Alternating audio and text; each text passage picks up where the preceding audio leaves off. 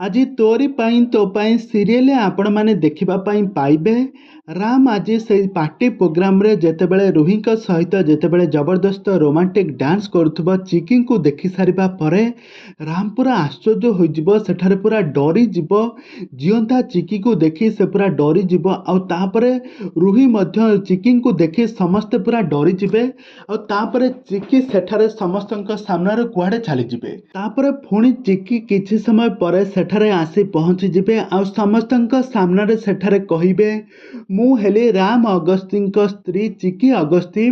ମୁଁ ଏ ପରିବାରକୁ ମୁଁ ବୋହୂ ହେଇକି ଆସିଥିଲି, କିନ୍ତୁ ଏମାନେ ମୋ ଠାରୁ ପ୍ରତିଶୋଧ ନେଇଛନ୍ତି। ଖୋସ୍ କରିକି ମୁଁ ମୋ ସ୍ୱାମୀକୁ ମୁଁ ବହୁତ ଭଲ ପାଉଥିଲି।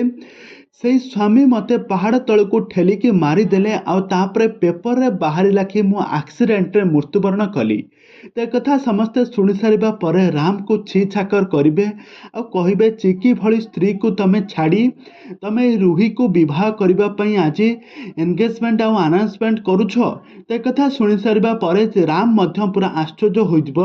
ଆଉ ସମସ୍ତେ ଜେଜେମା ଆଉ ଆଉ ସୁଗନ୍ଧା ସମସ୍ତେ ମଧ୍ୟ ଆଶ୍ଚର୍ଯ୍ୟ ହୋଇଯିବେ ଆଉ କହିବେ, ରାମ ଆଉ ରୁହି ତମେ ଏମିତି କ'ଣ କଲ? ସେଦିନ ଚିକିଙ୍କୁ କାହିଁକି ତମକୁ ପାହାଡ଼ ତଳକୁ ଠେଲି ଦେଇଥିଲ? ଆଉ ସେ ଦେବୀ ମାଙ୍କ କୃପାରୁ ସିନା ସେ ବଞ୍ଚିଗଲା।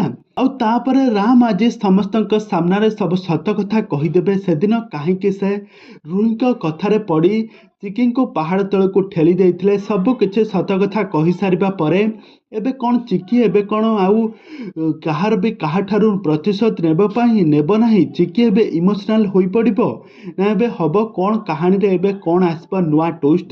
ନା ଯଶୋଦା ଦେବୀଙ୍କ କହିବା ଅନୁଯାୟୀ ଦୁର୍ଗା ଦେବୀ ଏବେ ଚିକି ଅଗସ୍ତି ଏବେ ମାନେ ଅଗସ୍ତି ପରିବାରରୁ ସମସ୍ତଙ୍କ ଠାରୁ ଏବେ ବର୍ବାଦୀ କରିଦେବେ? ନା ଆଗକୁ କ'ଣ ଆସିବ ନୂଆ ଟୁଇଷ୍ଟ? ସବୁକିଛି ଜାଣିବା ପାଇଁ ହେଲେ ଭିଡ଼ିଓଟିକୁ ପୁରା ଶେଷ ପର୍ଯ୍ୟନ୍ତ ଦେଖନ୍ତୁ।